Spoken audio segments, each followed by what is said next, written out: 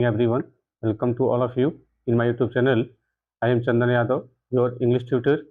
If you have not subscribed my channel yet, first go and subscribe this channel for latest video and complete knowledge of grammar. Our today class, this is based on present indefinite tense. I have taught you many lectures of grammar series. I think the 10th chapter, present indefinite tense, and this is the second lecture. This is the second part of present indefinite tense. Let's start our today class which is based on present indefinite tense. आइए शुरू करते हैं आज का class जो based है हमारा present infinite की जो सीरीज चल रही है। आज उसका ये दूसरा लेक्चर है। अब हमें देखना है इसमें कि प्रेजेंट इनफिनिट इनके और क्या क्या काम हो सकते हैं और एग्जाम में हम इन क्वेश्चन को कैसे सॉल्व कर सकते हैं। स्टार्ट करते हैं। जो कल के 3 होमवर्क दिए गए थे जो उसमें आपको इधर करेक्शन करने थे तो आप अपना आंसर मिला लीजिएगा। पहला क्वेश्चन था action spokes louder than words. जो शब्द है वो जो एक्शन है जो काम है वह शब्दों से ज्यादा आवाज करते हैं। हालांकि एक प्रोवर्ब है, कहावत है। देखिए एक्शन अगर एक प्रोवर्ब है, कहावत है तो प्रेजेंट कंडीशन में लिखी जाएगी, है ना। शब्दों से ज्यादा हमारे काम बोलते हैं तो ये हमारा एक्शन है, ये सब्जेक्ट हो जाएगा। और सब्जेक्ट हमारा अगर सिंगुलर है तो वर्ब में क्या करेंगे, वर्ब में यस या यस लगा देंगे तब ये हमारी वर्ब सिंगुलर हो जाएगी। अब ये वर्ब हो जाएगी प्रेजेंट इंडेफिनिट की, क्योंकि प्रेजेंट इंडेफिनिट में वर्ब की बेस फॉर्म आती है। तो पहला आंसर ये था, स्पोक में यस लगा देंगे क्योंकि हमारा सब्जेक्ट सिंगुलर है और ये हमारी वर्ब प्रेजेंट इंडेफिनिट में लिखी गई है। The second question was humans needs oxygen to survive. मानव को सर्वाइव करने के लिए, मानव को जीने के लिए ऑक्सीजन की आवश्यकता होती है। यानी ये बात फैक्ट है।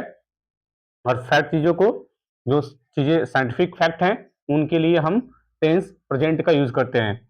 और प्रेजेंट की जो वर्ब होती है या तो वो सिंगुलर होंगी या तो वो प्लूरल फॉर्म में लिखी जाएंगी। अगर सिंगुलर में होंगी तो यस या यस लगा देंगे, अगर वो प्लूरल में होंगी तो उसमें यस या यस नहीं लगाएंगे। अब देखिए हमारा सब्जेक्ट क्या लिखा हुआ है, ह्यूमंस लिखा हुआ है, तो हमारा सब्जेक्ट ही प्लूरल है। और अगर हमारा सब्जेक्ट प्लूरल है तो वर्ब कैसे आएगी, वर्ब भी हमारी प्लूरल वाली आएगी, यानी यहाँ से यस को ड्रॉप कर देंगे। जैसे यस को ड्रॉप करेंगे ये जो नीड है ये अब वर्ब प्लूरल वाली हो जाएगी और टेंस में लिखी जाएगी। अब कह सकते हैं कि ये प्रेजेंट का इंडेफिनिट टेंस है। तो वर्ब का टेंस होता है, ध्यान रखेंगे वर्ब कौन से टेंस में लिखी गई है हमें ये वर्ब ही बता सकती है। वर्ब से हमें टेंस का पता चलता है और टेंस हमें टाइम का पता चलता है। तो जैसे ही हमने ये इसको हटाया तो ये दिखाती है कि टेंस कौन सा हो जाएगा, प्रेजेंट इंडेफिनिट का, और टाइम कौन सा है, टाइम ये बताएगी कि ये बात जो है हमेशा के लिए फैक्ट है ना। मानव को जीने के लिए ऑक्सीजन की आवश्यकता होती है। The third question was I am play cricket every Sunday. तीसरा क्वेश्चन कल का यही था कि मैं एवरी संडे को क्रिकेट खेलता हूं। अब यहाँ पे देखिए हालांकि एम के साथ तो आईएनजी ही आती है और या तो इज या मात्र मेन वर्ब हो जाएगी तो यहाँ पे कोई एक्शन वर्ड नहीं आएगी। लेकिन क्या देखिए क्या लिखा हुआ है, एवरी संडे। इसका मतलब कहना चाहता है कि मैं प्रत्येक संडे को क्रिकेट खेलता हूँ, यानी ये उसका कह सकते हैं हैबिचुअल एक्शन है और प्रत्येक संडे को मैच खेला करता है, क्रिकेट खेला करता है। तो ये बात जो एवरी संडे लिखा हुआ है ये रिप्रेजेंट करता है इसके हैबिचुअल एक्शन को। ये कुछ ऐसे एडवर्ब है जो दिखाते हैं कि हमारी वर्ब जो है किस टेंस में लिखी जाएगी। तो यहाँ पे क्या करेंगे, ये आपका रेगुलर एक्शन है तो ऐसे एम को ड्रॉप कर देंगे, हट जाएगा। और हमें प्रेजेंट इंडेफिनिट बनानी है तो हमें देखिए सब्जेक्ट हमारा कौन सा है, आई लिखा हुआ है, आई प्लूरल फॉर्म है, आई सब्जेक्ट प्लूरल होती है तो वर्ब कैसी आ जाएगी, प्लूरल वाली आ जाएगी, यानी यहाँ पे केवल प्ले हो जाएगा। I play cricket every Sunday, मैं प्रत्येक संडे को क्रिकेट खेलता हूँ। ये इसका रिपीटेड एक्शन है, हैबिचुअल एक्शन है। और ये जो है मतलब इसके हमेशा मतलब इसकी हैबिट है कि क्रिकेट खेला करता है। तो इस हिसाब से आपके सारे आंसर लिखे गए हैं, मैच कर लीजिएगा कि कौन सा आंसर आपका करेक्ट है। हालांकि वीडियो के लास्ट में उनका नाम जरूर रहेगा जिन्होंने सही आंसर दिए हैं, तो लास्ट में आप चेक कर लीजिएगा। शुरू करते हैं अब प्रेजेंट इंडेफिनिट का जो सेकंड पार्ट है। अभी प्रेजेंट इंडेफिनिट के और पार्ट आएंगे, हर चीज आपको देखना है बारीकी से कि ये वर्ड, ये सेंटेंस मतलब जो हमारे ये सेंटेंस लिखे गए हैं इनमें क्या यूज हुए हैं, हैबिचुअल एक्शन कहाँ पे रिपीट करते हैं, कहाँ पे साइंटिफिक फैक्ट लगाते हैं। इस सारी चीजों को बारीकी से देखने के लिए आपको ये लेक्चर जरूर देखना है। देखिए क्या लिखा हुआ है, पहला question, I get up early in the morning, है ना। I get up early in the morning कह रहा है कि मैं मॉर्निंग में जल्दी जग जाता हूं। अब बताइए सुबह में जल्दी जागना ये क्या साइंटिफिक फैक्ट है या इसका हैबिचुअल एक्शन है। कोई आदमी सुबह जल्दी जाग जाता है, कोई आदमी सुबह जल्दी नहा के तैयार हो जाता है। ये इनकी क्या होता है, ये इनके हैबिचुअल एक्शन होते हैं, ये इनके रोजमर्रा के काम होते हैं। आज भी जल्दी तैयार होंगे, अगले दिन भी हो जाएंगे, मतलब ये काम हमेशा करते रहते हैं। तो इनका ये प्रेजेंट का एक्शन है, इनका रिपीटेड एक्शन है। और आपको हैबिचुअल एक्शन में अगर कोई सेंटेंस लिखना हो तो हम उस वर्ब को प्रेजेंट इंडेफिनिट में ही लिखते हैं। तो यहाँ पे जो गेट अप लिखा हुआ है ये वर्ब की बेस फॉर्म लगी हुई है, और वर्ब की बेस फॉर्म है तो सब्जेक्ट भी हमारा उस हिसाब से लिखना चाहिए। तो यहाँ पे जो आई है प्लूरल है और हमारी वर्ब भी प्लूरल है, तो इस हिसाब से ये हमारा टेंस हो जाएगा। ये जो वर्ब लिखी गई है ये प्रेजेंट इंडेफिनिट में लिखी हुई है। तो हमने देखा कि अगर हमें हैबिचुअल एक्शन को शो करना है तो हमें वर्ब को प्रेजेंट इंडेफिनिट में लिखना पड़ेगा। अब इस हिसाब से देखिए सेकंड वाला क्वेश्चन क्या लिखा हुआ है, she is always talking about his work whenever they meet. लिखा हुआ है कि जब कभी वे मिलते हैं, जब कभी वे मिलते हैं तो ये हमेशा अपने काम की बात करती रहती है। अब देखिए हो सकता है कि ये हमेशा अपने काम की बात करती होगी, यहाँ पे ऑलवेज लिखा भी है ना। और ऑलवेज एक ऐसी एडवर्ब है जो उनके कह सकते हैं कि उनके हैबिचुअल एक्शन को शो करती है, उनकी आदतों को शो करती है कि वो काम हमेशा करते हैं। लेकिन अगर आप सोचेंगे इसको प्रेजेंट इंडेफिनिट में लिख दें तो क्या ये प्रेजेंट इंडेफिनिट में हो पाएगा या नहीं हो पाएगा। अब इसको देखने के लिए आइए समझते हैं ऑलवेज वर्ड को। एक ऐसा एडवर्ब है जो दो तरीके से बेसिकली हम यूज कर लेते हैं। एक तो हैबिट बताने के लिए, है ना, कि जब हमारी आदत हो, I always play cricket, I always play cricket, मैं हमेशा क्रिकेट खेलता हूं, ये मेरी आदत है। आई ऑलवेज स्पीक ट्रूथ, मैं हमेशा सत्य बोलता हूं, ये मेरी आदत है। तो ऑलवेज वर्ड का हम यूज हैबिट को बताने के लिए भी कर सकते हैं। और जब इसका यूज जब हम हैबिट करने के लिए, आदत बताने के लिए करेंगे तो सब्जेक्ट प्लस वर्ब की फर्स्ट फॉर्म और इसमें यस या यस लगा देते हैं, है ना। जब सब्जेक्ट में हम अगर हमारी आदत बतानी हो, सेंटेंस में हमें दिखाना हो कि हमें कोई अपनी हैबिट शो करनी हो तो हम प्रेजेंट इंडेफिनिट का यूज कर लेते हैं। लेकिन ऑलवेज का यूज एक और जगह करते हैं जब हम अपने क्या शो करना हो, इरिटेशन शो करना हो। इरिटेशन का मतलब जब हमें काफी मतलब गुस्सा आ जाए या अपनी हिचकिचाहट को दूर करनी हो या अपना चिड़चिड़ापन को दिखाना हो तो उस केस में इरिटेशन वर्ड का यूज करते हैं। और इरिटेशन का मतलब गुस्सा। और जब हमें इरिटेशन शो करनी हो तो हम किसका यूज करेंगे, हम प्रेजेंट कॉन्टिन्यूअस टेंस का यूज कर लेंगे, यानी subject plus is am are में से कोई भी आ जाएगा अकॉर्डिंग टू सब्जेक्ट, और प्लस मेन वर्ड में आईएनजी लगा देंगे। अब कब इनका यूज करते हैं कब नहीं करते हैं, अब इस सेंटेंस पढ़ने से ही हमें समझ में आ जाएगा। आइए देखते हैं इनको एग्जांपल से क्या लिखा हुआ है। He is always speaking truth, एक ये सेंटेंस लिखा हुआ है, he is always speaking truth, और दूसरा है ही ऑलवेज स्पीक्स ट्रूथ। और दोनों में आपको ये बताना है कि ये दोनों सेंटेंस में से सही सेंटेंस है कौन सा, किसमें हैबिट की बात हो रही है और किसमें हैबिट की बात नहीं हो रही है। अगर हम इसमें बात करें तो देखिए क्या इसमें इरिटेशन हो रहा है या हैबिट को बताया जा रहा है। He is always speaking truth, वो हमेशा सच बोल रही है। क्या क्या ये इसकी हैबिट है, क्या इसकी आदत है, या क्या इसका गुस्सा है, इरिटेशन है। नहीं, अगर सच बोलना हो, सच बात करना हो तो ये तो कोई इरिटेशन तो हो नहीं सकता, है ना। अगर मैं सच बोल रहा हूं तो ये कोई तो इरिटेशन तो होगा नहीं, यानी हो सकता है ये मेरी आदत होगी। और आदत को शो करना हो, हैबिट को शो करनी है तो कौन से टेंस का हम यूज करेंगे, प्रेजेंट इंडेफिनिट टेंस का यूज करेंगे। यानी ये वाला अपना सेंटेंस गलत हो जाएगा और ये वाला सेंटेंस हमारा सही हो जाएगा। देखिए सेंटेंस पढ़ के ही आपको समझ में आ पाएगा कि किसमें इरिटेशन शो रहा है और किसमें हैबिट को शो किया जाता है। अब सेकंड सेंटेंस देखिए क्या लिखा हुआ है, she is always complaining her husband, वह अपने हस्बैंड की हमेशा कंप्लेन कर रही है। दूसरा, she always complains about her husband, वह हमेशा अपने पति की कंप्लेन करती है, वह हमेशा अपने पति की शिकायतें करती है। अब बताइए इसमें से कौन सा सेंटेंस सही है और क्यों सही है। तो जब हम इसमें देखेंगे तो जो ये सेकंड वाला सेंटेंस है, ये वाला, ये सेंटेंस अब रॉन्ग हो जाएगा, है ना। देखिए भले ही ऑलवेज वर्ड लिखा हुआ है और लगता है कि इसकी आदत होगी, लेकिन सेंटेंस बिल्कुल गलत हो जाएगा और जो कॉन्टिन्यूअस वाला टेंस है वो बिल्कुल सही हो जाएगा।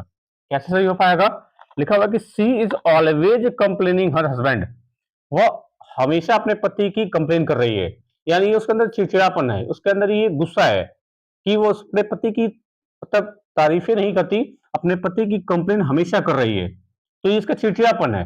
तो इसको इरिटेशन इंग्लिश में बोलते हैं। और अगर हमें इरिटेशन शो करना है तो केवल और केवल किसका यूज करेंगे, प्रेजेंट कॉन्टिन्यूअस टेंस का यूज करेंगे, जिसकी helping word is am are और प्लस मेन वर्ड में आईएनजी लगा देंगे। तो इस हिसाब से देखा हमने कि अगर इरिटेशन शो हो, जहां पे लगे कि हाँ इरिटेशन शो हो रहा है, वहां पे केवल केवल प्रेजेंट कॉन्टिन्यूअस टेंस का यूज करेंगे, और जहां पे लगे हैबिट को शो करना है तो प्रेजेंट इंडेफिनिट टेंस का यूज करेंगे। मुझे लगता है कि ये वाला पॉइंट आपको क्लियर हो गया होगा कि कहाँ पे कॉन्टिन्यूअस का यूज करना है और कहाँ पे प्रेजेंट इंडेफिनिट का यूज करना है। एक और सेंटेंस देखिए, क्या लिखा हुआ है, he is always going for a walk after lunch. अब देखिए यहाँ पे भी ऑलवेज लिखा हुआ है, यहाँ पे भी ऑलवेज लिखा हुआ है और प्रेजेंट कॉन्टिन्यूअस टेंस का है। तो क्या ये प्रेजेंट कॉन्टिन्यूअस में सही है या इसको प्रेजेंट में लिखना पड़ेगा? डिपेंड करता है सेंटेंस का मीनिंग क्या है। वह हमेशा लंच के बाद, वो हमेशा लंच के बाद क्या करता है, वॉक पे जाता है। अब बताइए क्या इसका गुस्सा है, चिड़चिड़ापन है, या इसकी आदत होगी? कोई आदमी लंच के बाद घूमने जाता है, टहलने के लिए जाता है, तो ये उसकी आदतें होती हैं, है ना। तो अगर आदतें हैं, इसका हैबिट है, तो हैबिट को किसमें लिखते हैं, प्रेजेंट के इंडेफिनिट में लिखते हैं, यानी यहां से इज को ड्रॉप कर देंगे। और अगर हमें प्रेजेंट इंडेफिनिट यूज करना हो तो वर्ब की कौन सी फॉर्म आएगी, बेस फॉर्म आएगी, यानी गो की बेस फॉर्म क्या हो जाएगी, गो होती है, ये इसकी बेस फॉर्म है। अब देख लेंगे सब्जेक्ट हमारा क्या है, सब्जेक्ट हमारा ही लिखा हुआ है ना। और सब्जेक्ट हमारा अगर ही लिखा हुआ है, ही सी इट नेम दे, ये सब थर्ड पर्सन होते हैं और ये वर्ब हमेशा सिंगुलर रहते हैं। तो यहाँ पे गो तो एक बार प्लूरल होती है, तो इसमें सिंगुलर बनाने के लिए ये से एस पुट कर देंगे। अब जैसे ही गोज लिखेंगे, ये हमारी क्या हो जाएगी, ये हमारी हेल्पिंग वर्ब हो जाएगी। और वो क्या हो जाए, सॉरी, अब यहाँ पे जो गोज लिखा हुआ है, अब ये हमारी गोज कैसी वर्ब हो जाएगी, ये गोज हमारी मेन वर्ब हो जाएगी। इसको हेल्पिंग नहीं कर सकते, मेन वर्ब कर लीजिएगा। He goes for a walk, अब ये फॉर प्रीपोजिशन हो जाएगी और इसका ऑब्जेक्ट वॉक हो जाएगा। अब जैसे ही ऑब्जेक्ट हो जाएगा, ये नाउन वाला काम करने लग जाएगा। यानी कि वॉक एक वर्ब भी होती है, वॉक एक वर्ब भी होती है, आई एम वॉकिंग, तो एम हेल्पिंग वर्ब हो जाएगी, वॉकिंग मेन वर्ब हो जाएगी। लेकिन यहाँ पे देखिए वॉक से पहले ए आर्टिकल लगा हुआ है, और आर्टिकल हमेशा नाउन से पहले ही आते हैं। तो यहाँ पे जो वॉक लिखा हुआ है, ये कोई वर्ब नहीं है, ये एक नाउन की तरह काम कर रही है। यहाँ पे जो हमारी वर्ब हो जाएगी वो गोज हो जाएगी, आफ्टर प्रीपोजिशन हो जाएगा, और इस प्रीपोजिशन का ऑब्जेक्ट कौन हो जाएगा, लंच हो जाएगा।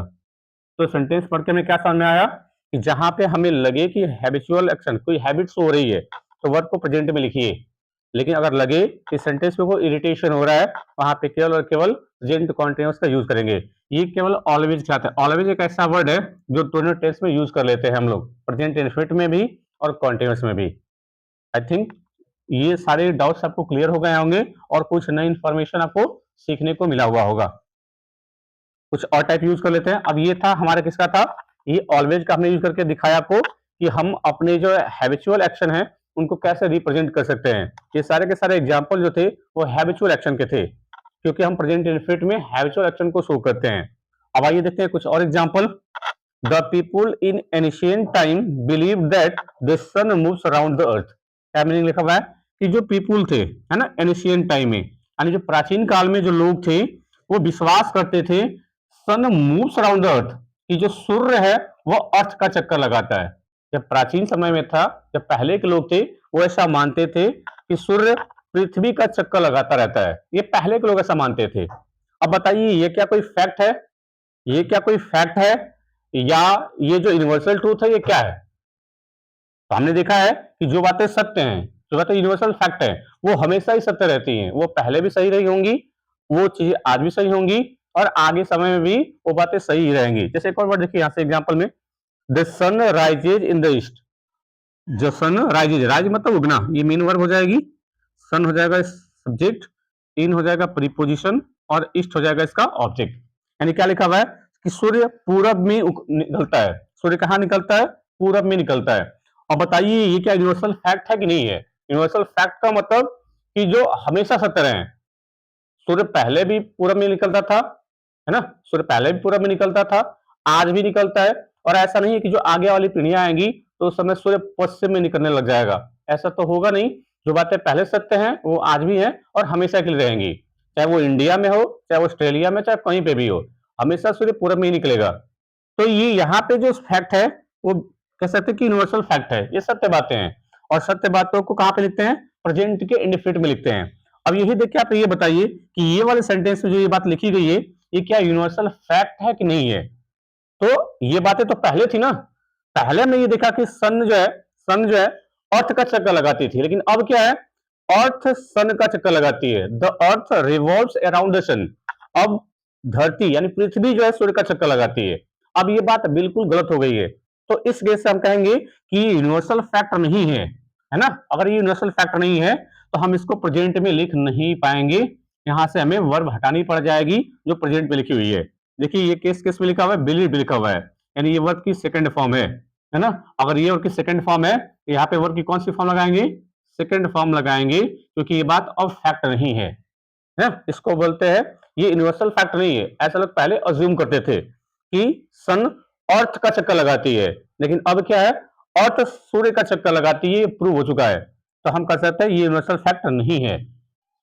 Let's see the next question. The scientist believed रहेगी मेन वर्ब। साइंटिस्ट क्या मानते हैं कि जो ग्रेविटेशनल फोर्स है ना, जो ग्रेविटेशनल फोर्स है वो पुल्स डाउन, वो चीजों को अपनी तरफ खींचती है ना। साइंटिस्ट का ऐसा विश्वास है कि जो गुरुत्वाकर्षण है वो सभी चीजों को अपनी तरफ नीचे खींचती है। अब बताइए क्या ये बात वैलिड है कि नहीं है। ये बात यूनिवर्सल फैक्ट है कि हमने पढ़ा भी है कि जब कोई चीज अगर ऊपर जाती है, जब हम कोई गेंद फेंकते हैं तो वो गेंद ऊपर से फिर नीचे आती है, यानी ये प्रूव हो चुका है कि गुरुत्वाकर्षण मतलब जो ग्रेविटेशनल फोर्स है वो चीजों को अपनी तरफ खींचता है। ये बातें वैलिड है, तो अगर ये बातें वैलिड है तो आज भी वैलिड है और आगे भी रहेगी, तो ये बातें यूनिवर्सल फैक्ट है, ये बातें बिल्कुल सही है। तो इस केस को देखिए, आप भले ही पास्ट में लिखा हुआ है, लेकिन ये वाली जो वर्ड लिखी गई, देखिए ये वर्ड जो वर्ड लिखी गई है, ये वर्ब में एस एस लगा हुआ है, तो ये वर्ब किसमें लिखा हुआ है, ये जो हमारी वर्ब लिखी गई है ये प्रेजेंट इंडेफिनिट में लिखी हुई है, क्योंकि वर्ब की बेस फॉर्म लिखी हुई है। तो यहाँ पे भले ही पास्ट में है लेकिन इस वर्ब को हम प्रेजेंट में ही रखेंगे, क्योंकि साइंटिस्ट ऐसा मानते थे कि जो ग्रेविटेशनल फोर्स है वो चीजों को अपनी तरफ खींचती है ना। ये बातें आज भी सही है और आगे भी रहेंगी, तो यहाँ पे हम चेंज नहीं करेंगे। ये सेंटेंस बिल्कुल सही था, कोई गलती नहीं था। यहाँ पे क्या था, ऐसा लोग पहले मानते थे लेकिन अब वो चीजें नहीं है, अब अर्थ सन को चक्कर लगाती रहती है। तो ये थे कुछ ऐसे एग्जाम्पल जो हैबिचुअल एक्शन के थे और ये यूनिवर्सल फैक्ट के ऊपर बेस्ड ये क्वेश्चन थे। कैसे क्वेश्चन आएंगे एग्जाम में और कैसे करना है। अब आपके लिए रहा आज का होमवर्क। आपको ये 3 सेंटेंस हैं, आपको इसमें इधर करेक्शन करने हैं, बताना है कि सेंटेंस में क्या गलती है और इसके पे करेक्शन क्या हो सकता है। सेशन बहुत बढ़िया था। अगर आपको लगा कि हाँ यार मजेदार था, तो आपका काम जरूर करिए, ये पूरे सेशन को, ये क्लास को शेयर जरूर करिएगा, ताकि आपकी ताकत दिख सके कि हाँ आपने कुछ पढ़ा हुआ है। और अगर आप सीखना चाहते हो तो चैनल को सब्सक्राइब जरूर कर लीजिएगा। आज के लिए इतना ही। Thanks for watching. A few moments later.